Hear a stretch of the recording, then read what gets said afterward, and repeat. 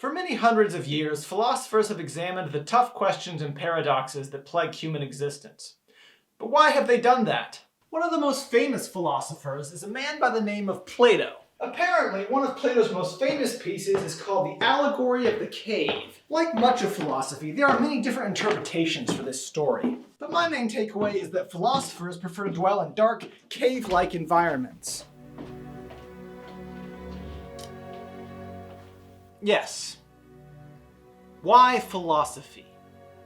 By way of an answer, allow me to give you a brief soliloquy.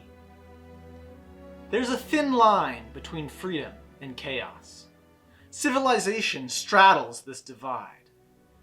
But while the institutional walls keep the savages at bay, our hearts yearn to plummet into the void. Interesting. A passage from one of the Greek tragedies, I presume. Completely original. What does that have to do with philosophy?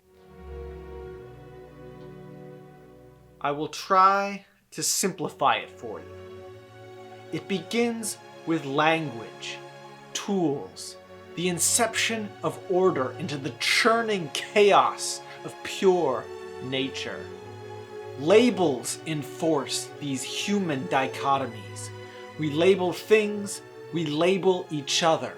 But from the humble beginnings of these simple words and rudimentary tools, we have built great civilizations and triumphed over the unfettered wilds. Yet beneath it all, perhaps we are still those same savages.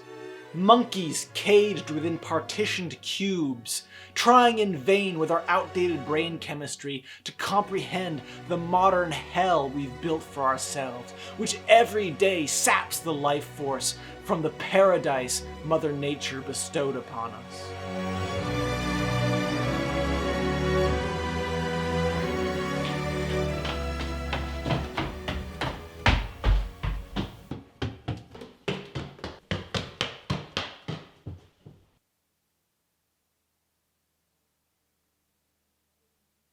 In Plato's Apology, Socrates is famously quoted as having said, "The unexamined life is not worth living."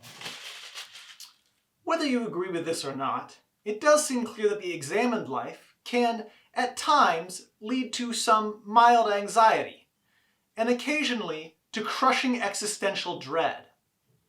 So perhaps it's best if our philosophical counterparts remain in the dark shadows, only to be visited sparingly. But that's the problem with philosophy. It's hard to know how much is too much. And even when a satisfying resolution has been reached, new paradoxes and questions are waiting to challenge existing paradigms, as we stumble along blindly hoping to reach this thing we call